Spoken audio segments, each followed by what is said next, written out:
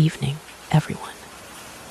I'm here to share some terrifying stories that will send chills down your spine. Before we begin, make sure to subscribe, hit that like button, and settle in. You'll want to be ready for this. Story 1, The Haunted Apartment. My name Ethan, and I've always had, let's just call it a gift. It's not like I can predict the future or anything, but I can sense things others can't. Presences, energies, something just beyond the ordinary.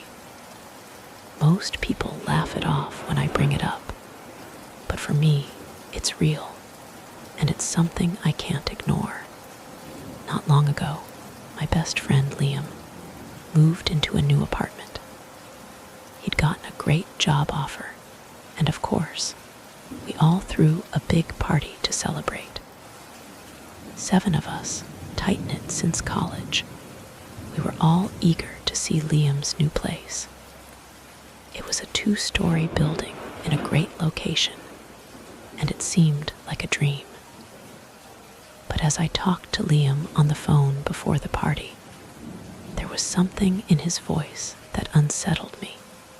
He was too excited about the cheap rent, almost bragging about it. He insisted it was a steal, and for a place so nice, I couldn't understand how it could be so affordable. But I ignored it. Maybe I was just being paranoid. Still, I decided I should check it out. I needed to see for myself. When I walked into his apartment, the first thing I noticed was the overwhelming feeling of heaviness. The place was beautiful, modern, with large windows, 2 bedrooms, and a balcony that overlooked the city. But the moment I stepped inside, it felt like I was suffocating. A thick, invisible weight seemed to press down on me, and my head started spinning. As a psychic, I'm used to picking up on energies, but this was different. Something dark lingered in the corners of that apartment. I pushed the feeling aside, telling myself it was just nerves, and tried to focus on enjoying the night. But as the hours passed, the discomfort grew. By midnight, the party had thinned out, and the 7 of us sat together in the living room, laughing and talking. That's when Ryan started telling us about something that happened while we helped Liam move in. "Guys, you won't believe it," Ryan said, his voice low. While I was upstairs, I felt like someone was watching me. At first, I thought it was just my imagination, but it was so real, like someone was right behind me. I swear I could feel their eyes on me. Jake nodded in agreement. I felt it too. I went upstairs to drop off a computer, and it was the same thing. I thought you guys were downstairs, so I didn't get it. The air in the room seemed to grow heavier as I listened to them. This wasn't just in my head. Something was wrong. Ryan and Jake felt it too. And then I felt it again, an almost suffocating pressure, like the walls were closing in. My throat tightened, and I couldn't breathe. "Guys, I need some air," I said, standing abruptly. "I'm going out on the balcony for a moment." I walked outside, trying to shake the sensation. Ryan followed me, his face pale. "Ethan, tell me you feel it too," he whispered, his voice trembling. "I do," I muttered, looking around at the empty street below. "There's something in there, man. Something's wrong with that place." We both knew we couldn't keep this to ourselves. But what could we do? Liam was so thrilled with the apartment, and we didn't want to ruin it for him. Still, we agreed to keep quiet. Around 1 a.m., we left. But as I walked to my car, I glanced up and froze. Liam was standing on the balcony, a smile on his face. And behind him stood a woman, a beautiful, pale woman with dark eyes, standing just a step behind him, waving. I waved back, then drove off, the hairs on my neck standing on end. The next morning, I texted Liam just to check in. Then the question slipped out. "Hey, Liam, who was the girl with you last night?" "She was standing behind you when I left." Liam replied immediately. "What girl? No one was with me. You know, everyone left before you." I felt my blood run cold. There had been someone there. I saw her with my own eyes. That afternoon, I called him again. "Listen, Liam, I'm not crazy, but there's something off about that place. I felt it the moment I walked in. And Ryan and Jake felt it too. There's something there, and I think you need to leave before it gets worse." There was silence on the other end. "What do you mean?" he asked, his voice shaking. "There was a woman standing right behind you. And the energy in that apartment, it's suffocating. You should move. Please, just trust me on this." Liam didn't say much, but he started looking for a new place shortly after. I'm still haunted by the thought of what might have happened if he hadn't moved. That dark energy was so strong. I know it could have consumed him, like it was waiting for him to slip up. What's worse is, I now fear the next tenants of that apartment. I can only hope they never experience what we did. Story 2, the ski trip gone wrong. In the winter of 2017, a group of friends and I took a trip to the mountains in Denver. It started as a spontaneous decision. We threw caution to the wind, booked everything last minute, and before we knew it, we were on a plane, headed for the snow-covered peaks. The excitement quickly turned to dread as we picked up our rental car. We hadn't prepared for anything. A snowstorm was coming, and we didn't have the proper clothes or emergency gear. All we had were our bags and a few chargers, but we couldn't turn back. The storm hit as we started climbing the mountain roads, and the further we went, the worse it got. Snowflakes blurred our vision. The tires slid dangerously on the icy road, and the car screeched as we careened around tight bends. "God, we're really high," I whispered, my voice shaking. "Yeah, what a thrill," Mason said with a nervous laugh. But the fear in his eyes was hard to miss. When we finally arrived at the cabin, I couldn't shake the feeling that something was wrong. The snow outside had already piled up to waist-high levels, and the driveway was buried under a mountain of snow. But inside, the cabin was warm, cozy, even charming. We were all so relieved to be inside, away from the storm. But the warmth didn't last long. Around 3 a.m., a noise shattered the silence, a loud, unnatural crash. The walls shook, and everything in the cabin seemed to rattle. I bolted upright, my heart pounding in my chest. "What the hell was that?" I shouted into the darkness, but no one answered. It was as if everyone was asleep, but it was impossible. We'd all heard it, lights flickered, then came on one by one. We gathered in the living room, and I opened the door to the blizzard outside, my breath freezing in the air. And that's when I saw it, the snow, a solid wall.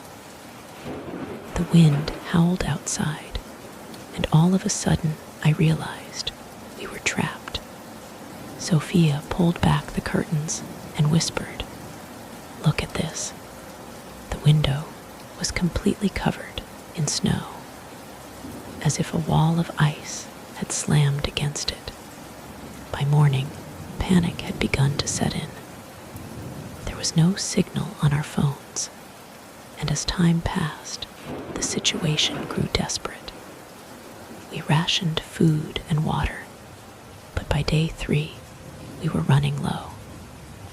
And then came the silence, the kind that grips your soul. The cold seeped into our bones, and the warmth from the fireplace was just a cruel reminder of how isolated we were.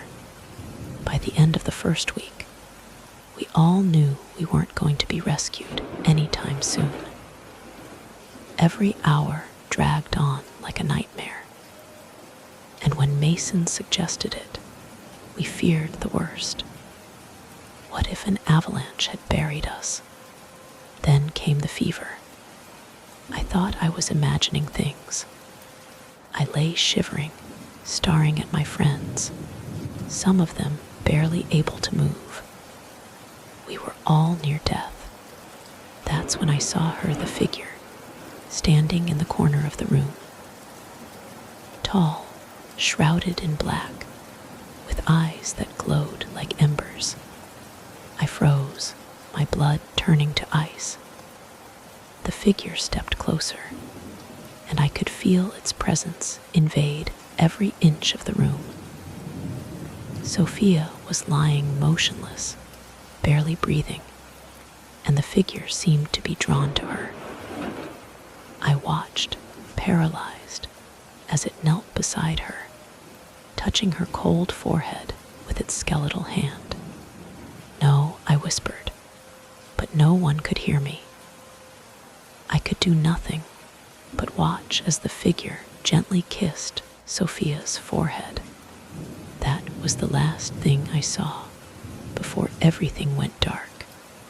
When I woke up, it was morning. Rescue workers were dragging my friends from the cabin, and Sophia wasn't among them. She had died days before. And when the doctors looked at me, they didn't know how I was still alive. I'd been trapped in that cabin for too long, my body weak from hunger, cold, and fever. But I knew the truth. The figure, the one that had claimed Sophia, wasn't just a hallucination. She was real. And had we stayed longer, we would have met her in person. Story 3, the Bigfoot prank. It all started with a single, unsettling incident. A video from Oklahoma went viral, footage of a hulking, shadowy figure leaning against a tree. The creature was unmistakable, its eyes glowing ominously in the moonlight. People were terrified, convinced it was Bigfoot. And just like that, my best friend Lucas and I had an idea, one that spiraled out of control in the most terrifying way. In high school, we had pranked the students in all sorts of innocent ways, switching places, harmless tricks that never hurt anyone. But as we grew older, our pranks took a darker turn. One night, after graduation, we made a plan so elaborate, it had everyone scratching their heads, stealing 3 sheep from a farm, and spray painting numbers on their sides, 1, 2. And 4, the town was thrown into chaos, with people wondering where sheep number 3 had gone. It was pure genius, until things started to take a sinister turn. Years passed, but our childish antics never stopped. We became obsessed with pranking the unsuspecting. But one day, Lucas came to me with an idea that would push us too far. He had bought 2 Bigfoot costumes, one for himself and one for me. Since I was shorter, and proposed we take our pranks to the streets, scaring unsuspecting people in the middle of the night. At first, it was exhilarating, the thrill of fear and secrecy. But when the viral Bigfoot sightings began, I should have known we were walking a dangerous line. People started calling us Bigfoot terrorizers. Videos flooded social media. Someone even posted a blurry clip of me in the costume, further fueling wild conspiracies. It was only a matter of time before we'd gone too far. Lucas, drunk on the attention, wanted more. He was obsessed with the chaos we were causing. One night, he did something so reckless, I knew we had crossed a line. He went into my neighbor's yard in the Bigfoot costume and began destroying everything in sight, breaking fences, shattering an inflatable pool, throwing trash everywhere. In a horrifying twist, he took a garden gnome as a trophy. The whole act was caught on camera, and soon the footage was viral. I wanted out. I begged him to stop. But Lucas didn't listen. The next day, my neighbor uploaded the footage to social media. And that's when the madness started. He trashed a church the following night. People protested, shouting in anger. He had gone too far, but the worst was yet to come. I cut ties with Lucas, hoping he'd realize the madness he was creating. But it didn't stop. It only escalated. Lucas started breaking into houses. He set fire to a restaurant. And then, the unthinkable. In broad daylight, Lucas kidnapped a woman from her front yard and drove her to another city, throwing her in a van that wasn't even his. She managed to escape, but she couldn't identify him. He'd never spoken a word. That was it. I knew I had to turn him in. My stomach churned with dread as I drove to the police station. But when I arrived at Lucas's house, he was packing, muttering to himself. "It's not me," he begged. "Someone's framing me." I knew it was him. I saw the footage, but I couldn't help him anymore. The weight of my decision pressed heavily on my chest as I dialed 911. When the police arrived, Lucas ran, but they quickly tackled him. In his frantic panic, Lucas screamed that I was the one who set him up, accusing me of betrayal. They arrested both of us. We spent 2 miserable nights locked in adjoining cells. I hated him, but I didn't know how to escape the mess he had dragged me into. By the time we were released, we learned the truth. Someone had ordered a matching Bigfoot costume and was using it to commit even worse crimes, framing us. The police traced the seller, and the real criminal was caught. But even then, Lucas and I never spoke again. The trust was shattered, and though I felt some relief that justice had been done, the scarier truth lingered. No one ever truly stopped Lucas. And I feared what would come next. Story 4, The Abandoned Library. It started with Isabella's insane ideas, as usual. It didn't matter that I was still recovering from a broken arm, or that she had just healed from a broken leg. She had another wild idea, and somehow I always found myself dragged along. This time, it was skydiving. The rush of adrenaline seemed to call to her, and her bright green eyes sparkled with excitement. We signed up for it, and my stomach twisted with dread the entire way up. Standing at the door of the plane, my legs turned to jelly. I wasn't ready for this, but Isabella's voice was a constant push. "Come on, we only live once," she urged. And before I knew it, I was plummeting to the earth, my heart in my throat, praying to survive. When we finally landed, adrenaline poured through my veins.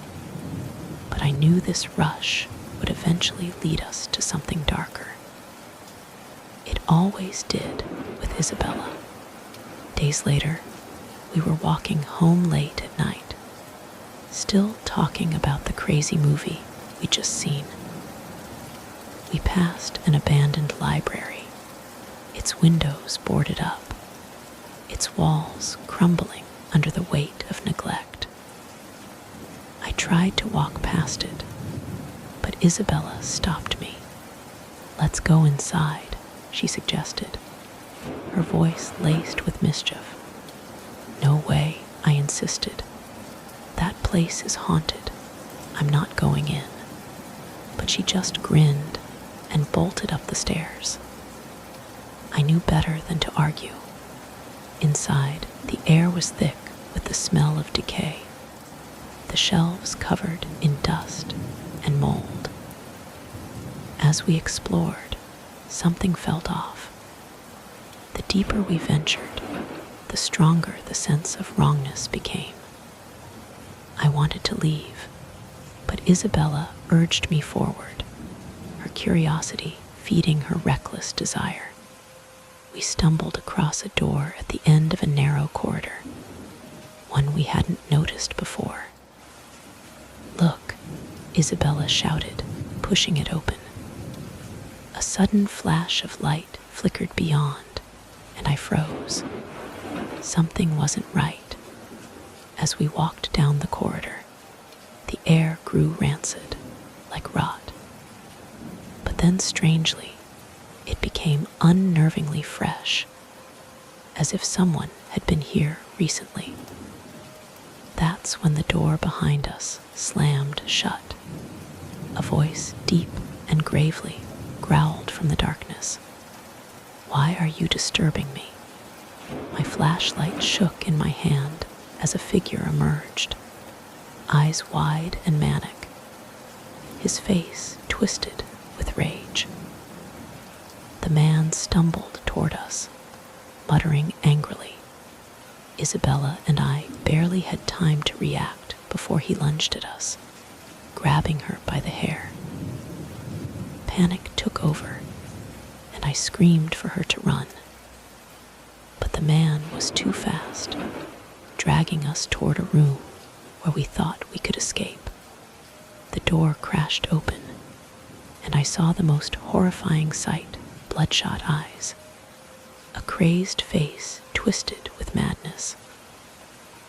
Isabella screamed as he shoved her violently against the wall. I tried to fight back, but my legs felt like jelly. The man's madness was unbearable. But then we heard the sirens, the distant sound of help. The man stopped, his face contorting in frustration. Before we could react, he bolted down the hall, leaving us alone, shaking in terror. The police arrived minutes later, and the man was caught. They explained he was a schizophrenic patient who had escaped from a nearby psychiatric hospital. We were lucky to be alive. As we were treated for our injuries, I couldn't shake the feeling that the man hadn't disappeared.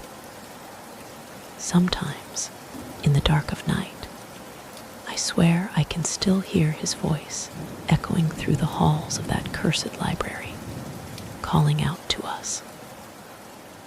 I can't help but wonder, had he been waiting for us? Or was it simply a warning that we weren't meant to leave?